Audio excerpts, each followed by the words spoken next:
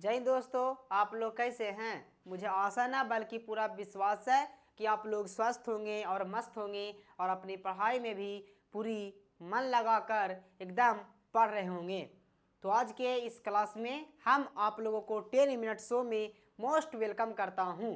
आइए और बहुत ही कम समय में ज़्यादा रिवीजन करिए। कहाँ? तो राइडर मैथमेटिक्स क्लासेस के यूट्यूब चैनल पर। और आज के इस वीडियो में केमिस्ट्री का है ना जी, केमिस्ट्री का चैप्टर नंबर 2 जिसका नाम है क्या? अम्ल, क्षार एवं लवण। और एग्ज़ाम काफ़ी नज़दीक आ गया है ना। एग्ज़ाम काफ़ी नज़दीक आ गया है तो कम समय में ज़्यादा रिवीजन बिल्कुल करिए। और आप लोग मेरा वीडियो ज़रूर देखिए। मैं सभी वीडियो सभी चैप्टर का 10 मिनट शो में ख़त्म कर दिया हूँ, तो ज़रूर देखिएगा। देखिए फटाफट से शुरू करते हैं आज का इस क्लास को। कहता है एसिटिक अम्ल का तनु विलयन के बारे में कौन सा अवलोकन सत्य है? यह सिरका सी गंध देता है। टाइम नहीं देंगे जी, ठीक है। आप लोग क्वेश्चन का आंसर मने मने देते रहिएगा, सोचते रहिएगा। किसी भी उदासीन विलयन का पीएच होता है कितना? 7 होता है। फटाफट कहता लिटमस विलयन बैंगनी रंग का रंजक होता है जो निकाला जाता है कहाँ से जी? तो लाइकेन के पौधा से। नेक्स्ट नंबर का आता है किसी लाल तप्ते आयरन पर जलवाष्प प्रवाहित कर देंगे तो कौन सा यौगिक प्राप्त होगा? कौन सा? एफिथिरियोफोर। और एफिथिरियोफोर को क्या कहते हैं? तो इसे मैग्नेटाइट कहते हैं, याद रखिएगा। देखिएगा नेक्स्ट नंबर कहता बेकिंग सोडा का अणुसूत्र क्या है? बेकिंग सोडा का अणुसूत्र क्या है? तो NaHCO3। क्या? NaHCO3। कहता कौन विजातीय यौगिक है? Plaster of Paris. और अगला नंबर कहता दांतों को साफ करने के लिए दंत मंजन यानी कि टूथपेस्ट प्रायः कैसा होता है? वो क्षारीय होता है मेरे भाई। और अगला नंबर देखिए, कहता फटाफट से देखिएगा, शुद्ध जल का पीएच मान 7 होता है। और नेक्स्ट नंबर देखिएगा, कहता है अम्ल और क्षार आपस में अभिक्रिया करेंगे तो क्या बनाएंगे? वो लवण बनाते हैं, पता होगा आप लोगों को। और देखिएगा नेक्स्ट नंबर, कहता निम्नांकित में कौन प्राकृतिक सूचक है? निम्नांकित में कौन प्राकृतिक सूचक है मेरे भाई? ये हल्दी ही तो है। और नेक्स्ट नंबर देखिएगा, कहता है दही में किस प्रकार का अम्ल पाया जाता है? दही में किस प्रकार का अम्ल पाया जाता है? तो लैक्टिक अम्ल। और इस सीरीज का नाम ही है 10 मिनट शो। तो आप लोग मुझे माफ़ करिएगा, ठीक है, क्योंकि टाइम नहीं देते हैं और क्वेश्चन देखते हैं आंसर मारते हैं जी। चीनी का रासायनिक सूत्र क्या है? C12H11। अगला नंबर देखिएगा, कहता है सोडियम हाइड्रॉक्साइड विलयन के साथ जिंक धातु की जब अभिक्रिया करा देंगे तो कौन सा गैस निकलती है? कौन सा गैस? Hydrogen gas. अगला नंबर कहता है कि किस विलयन का उपयोग दीवारों पर सफ़ेदी करने के लिए किया जाता है? किसका जी? CaOH का हॉल्टवाइस। अगला नंबर देखिएगा, कहता है कि कौन सा बूझा हुआ चूना है? फटाफट देखिए, CaOH का हॉल्टवाइस। नेक्स्ट नंबर कहता है ऑक्जैलिक अम्ल का प्राकृतिक स्रोत कौन है? तो टमाटर है। नेक्स्ट नंबर कहता है विरंजक चूर्ण पर तनु सल्फ्यूरिक अम्ल की अभिक्रिया से कौन सी गैस निकलती है? कौन सी गैस निकलती है मेरे भाई? तो Cl2 यानी कि क्लोरीन गैस निकलती है। देखिएगा पोटास एलम यानी कि फिटकिरी का सही रासायनिक सूत्र क्या है? तो K2SO4 Al2SO4 का whole twice into 24H2O। Option number C. Option number C आपका राइट आंसर होगा। और देखिएगा नेक्स्ट कहता है अम्ल वर्षा कहलाने के लिए आवश्यक है कि वर्षा के जल का पीएच मान कितना होना चाहिए? कितना होना चाहिए जी? 5.6 से कम होना चाहिए। सिल्वर क्लोराइड यानी AgCl जो होता है ना, इसका रंग कैसा होता है? सफ़ेद होता है। देखिएगा कहता है कौन सबसे अधिक अम्लीय है? pH बराबर 1 सबसे अधिक अम्लीय है। और देखिएगा किसी भी उदासीन विलयन का pH मान कितना होता है ना? वो 7 होता है जी। देखिएगा अगला नंबर, हमारे शरीर में pH कितने परास के बीच कार्य करता है? कितना? 7.0 से 7.8 के बीच। 7.0 से 7.8 के बीच हमारे शरीर में pH मान कार्य करता है। देखिएगा नेक्स्ट नंबर क्वेश्चन, कहता है कि कुछ ऐसे पदार्थ होते हैं जिनकी गंध अम्लीय या क्षारकीय माध्यम में बदल जाती है, इन्हें कहते हैं, क्या कहते हैं, इसे गंधीय सूचक कहते हैं। अगला नंबर देखिएगा, कहता है एसिटिक अम्ल का प्राकृतिक स्रोत निम्नलिखित में से कौन है।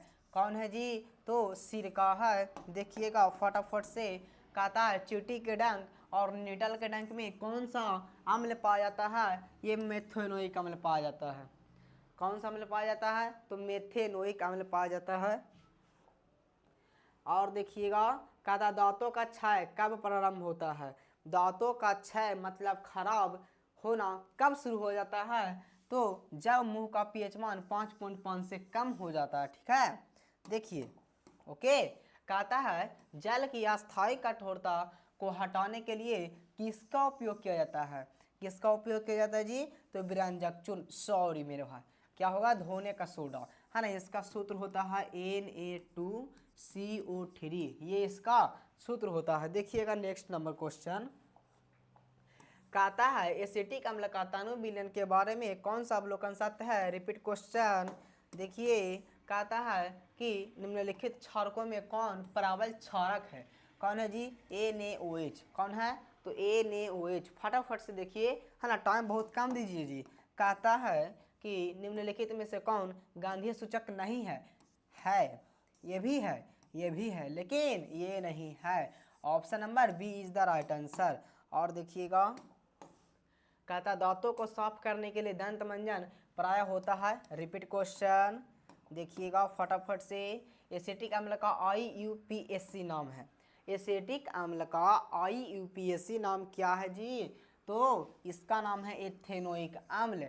और अगला नंबर, सिट्रिक अम्ल का प्राकृतिक स्रोत संतरा या नींबू है। देखिए हमारे पेट यानी उदर में कौन सा अम्ल उत्पन्न होता है, सिंपल से क्वेश्चन है ना, हाइड्रोक्लोरिक अम्ल। कौन सा मेरे भाई, हाइड्रोक्लोरिक अम्ल हमारे आमाशय में बनता है। देखिएगा अगला क्वेश्चन, अगला नंबर का आता है जिप्सम का रासायनिक सूत्र क्या है, CaSO4 2 है ना। जिप्सम का रासायनिक सूत्र क्या है जी, तो देखिएगा यहाँ पर हम दो बात बताते हैं आप लोगों को। एक होता है प्लास्टर ऑफ पेरिस है ना, एक होता है प्लास्टर ऑफ पेरिस और एक होता है जिप्सम जी, एक होता है जिप्सम, ठीक है ना। तो प्लास्टर ऑफ पेरिस का होता है, सॉरी जिप्सम का CaSO4 2H2O होता है। और इसी को जब 120 डिग्री सेंटीग्रेड पर गर्म कर दिया जाता है ना, तो प्लास्टर ऑफ पेरिस का निर्माण होता है, यानी CaSO4 12H2O हो जाता है। ठीक है, तो जिप्सम का रासायनिक सूत्र क्या होता है, सॉरी देखिएगा है ना, क्या होता है जी, CaSO4 2H2O। Option number B is the right answer. Next number देखिए, फॉर्मिक अम्ल का IUPAC नाम क्या है, तो मेथेनोइक अम्ल है जी। अगला नंबर देखिएगा फटाफट से, देखिए अम्ल और क्षार आपस में अभिक्रिया कर क्या बनाते हैं, तो लवण बनाते हैं। अम्लीय वर्षा के जल का pH मान होना चाहिए 5.6 से कम, 5.6 से कम। और अगर आप लोगों को यह वीडियो अच्छा लगता है तो आप लोग ज़रूर से ज़रूर राइडर मैथमेटिक्स क्लासेस को सब्सक्राइब कीजिए, ठीक है ना, आप लोग सब्सक्राइब जरूर कीजिएगा। और अभी एग्ज़ाम बहुत नज़दीक आ रहा है, तो यार 10 मिनट्स तो ज़रूर देखिएगा मेरा पूरा वीडियो जी। कहता है प्लेलिस्ट बनकर तैयार होगा। देखिएगा कहता है खाद्य पदार्थ के डिब्बों पर जिंक के बजाय टीन का लेप होता है, क्योंकि टीन के अपेक्षा जिंक अधिक अभिक्रियाशील है। ऑप्शन नंबर सी, क्या होगा, ऑप्शन नंबर सी होगा। निम्नलिखित में से कौन गैस चूने के पानी को दूधिया करता है, कौन करता है मेरे भाई, CO2 करता है। कहता है मधुमक्खी का डंक एक अम्ल छोड़ता है जिसके कारण दर्द एवं जलन का अनुभव होता है, यह अम्ल है, कौन सा अम्ल है, मेथेनोइक अम्ल है। देखिएगा है ना, हाल ही देख लीजिए जी। एक विलयन जिसका pH 0 से 7 के बीच है वो कैसा है, वो तो अम्लीय हो जाता है। और देखिए कहता है एक घोल नीले लिटमस पत्र को लाल करता है, और नीला लिटमस पत्र को जो लाल करता है ना उसका नाम है अम्ल, और अम्ल का pH मान 7 से कम होता है, यानी 7 से कम, 7 से कम ये है, ठीक है। और देखिएगा कहता है बेकिंग सोडा का केमिकल फॉर्मूला क्या होता है, NaHCO3 है ना, NaHCO3। देखिएगा क्या होता है जी, NaHCO3। और देखिए है ना। संगमरमर का क्या होता है, CaCO3 होता है। सिंपल सी क्वेश्चन है सब। नीला थोथा यानी तुतिया का रासायनिक सूत्र क्या होता है, CuSO4 इंटू हाफ H2O, है ना। एकदम फटाफट देखिए और आंसर अपने माइंड में सोचते चलिए कि क्या होगा, हम टाइम इसमें नहीं देने वाले हैं। कहा था चीनी का रासायनिक सूत्र क्या है, तो C12H11, बस, है ना। ये गलत है जी, ठीक है, ये गलत हो गया टाइप। और देखिए टूथपेस्ट कैसा होता है, टूथपेस्ट क्षारीय होता है। और कहता है देखिएगा, है ना, खत्म, क्वेश्चन खत्म जी, ठीक है। और आप लोग 10 मिनट शो में कम से कम था पूरे चैप्टर को हम 10 मिनट शो में, मतलब बहुत ही कम समय में हम सभी चैप्टर को कराए मेरे भाई। तो आप लोग फटाफट से देख लीजिएगा, क्योंकि एग्जाम नज़दीक आ रहा है और रिवीजन बहुत ज़्यादा करना है। तो हम कम समय में ज़्यादा क्वेश्चन कराए हैं हर एक चैप्टर वाइज। अगर चैप्टर वाइज देखना चाहते हैं तो चैप्टर वाइज देख लीजिए, ठीक है ना। और अगर अच्छा लगता है ना तो आप लोग लाइक भी करिएगा जी, और अपने दोस्तों के पास शेयर भी कर दीजिएगा और सब्सक्राइब भी कर लीजिएगा, ठीक है। आप लोग सब्सक्राइब भी कर लीजिएगा।